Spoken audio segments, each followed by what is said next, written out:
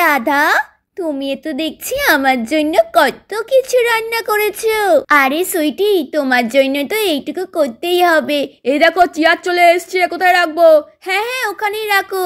সুইটি, তুমি চলে এসো।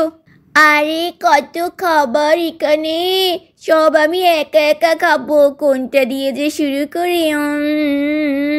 আরে সুইটি দাঁড়াও, গ্রামের কিছু লোককে নিমন্ত্রণ করা হয়েছিল, ওরা আসে তোমাকে আশীর্বাদ করবে, তারপর তুমি খাবার খেতে পারবে, বুঝেছো? না না, ওইসব আশীর্বাদ করতে হবে না আমাকে। Oh my God!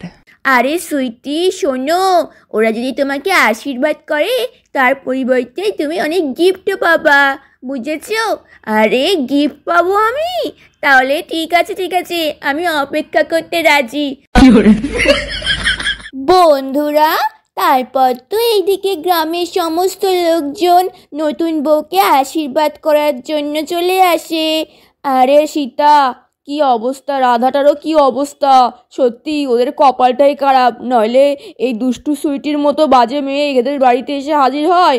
আরে মাসি পিসি, তোমরা সব চলে এসেছো?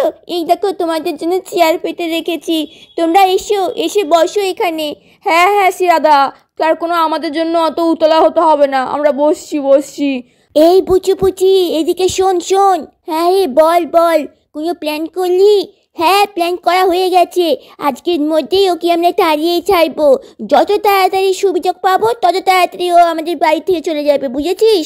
আচ্ছা, তাহলে তো খুবই ভালো কথা। ও রাধা, বলছি আশীর্বাদ কখন শুরু হবে? হ্যাঁ মাসি, আপনি আশীর্বাদ করুন আগে।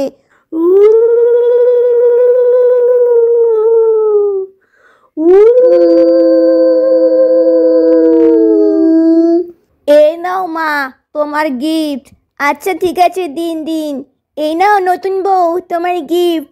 নতুন বউ, এইবার তুমি খাবার খেতে পারো। আচ্ছা হ্যাঁ হ্যাঁ মা, তুমি খাবার খেয়ে নাও। হ্যাঁ হ্যাঁ ঠিক আছে ঠিক আছে। উফ, কোনটা দিয়ে যে আমি এখন শুরু করি? এখন কি পায়েস খাবো, নাকি দই বড়া খাবো, নাকি লাড্ডু খাবো, নাকি বোঁদে খাবো? আমার তো মিষ্টি জিনিস খুবই ফেভারিট, মিষ্টি জিনিস। আরে মা, বলছি কি, আজ তোমার বউ ভাত, আজকে তুমি এইসব দিয়ে শুরু করো না, আজকে তুমি ভাত দিয়ে শুরু করো। আরে আপনি বেশি জ্ঞান দিতে আসবেন না, আমার যেটা ইচ্ছা আমি সেটাই খাবো। দেখেছিস কেমন দুষ্টু? হ্যাঁ রে চিঙ্কি। বন্ধুরা, এই দুষ্টু সুইটি তো পায়েস দিয়েই প্রথমে খাবার শুরু করে। আরে কি দারুণ টেস্ট! ও বাবা, কতদিন পর এরকম খাবার খেলাম। আর রাধা, তুমি যা রান্না করেছো না, রোজ রোজ এমন রান্না করে খাওয়া আমাকে। ফ্রাইটাও তো দারুণ হয়েছে। মাসি পিসি, চলো তোমরাও খাবে, চলো। চিঙ্কি চলো। আরে না না রাধা, আমরা নয় পরে খাবো। এ মা, তুই এটা কি করলি? ছি ছি ছি, এ বাবা, ছি ছি ছি ছি, এ মা ছিয়েছে এ মা।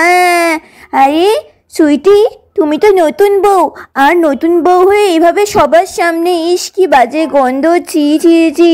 আরে আমি তো বুঝতে পারিনি। আয় আয়, এবার আমি কি করব? আমার পেটটা কেমন করছে, আমাকে মনে হচ্ছে এক্ষুনি।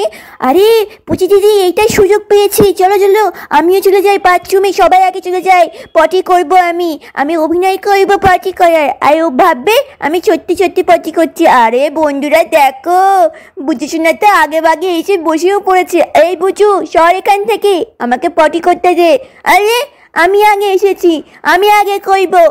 তুমি জঙ্গলে গিয়ে করোগে যাও। হ্যাঁ, আমাকে এত বড় সাহস তোর, তুই আমায় বলতে জঙ্গলে গিয়ে পটি করতে? আমার পটি করতে যেই হবে, নাহলে অপেক্ষা করো।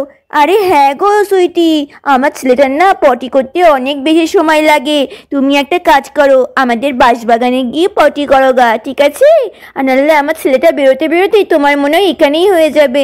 হায় হায়, একে সর্বনাশ, আমি যে কি করতে এখানে এলাম, এই ডিসকাস্টিং। এবার আমি কি করব? আমি এখানে আর থাকবোই না।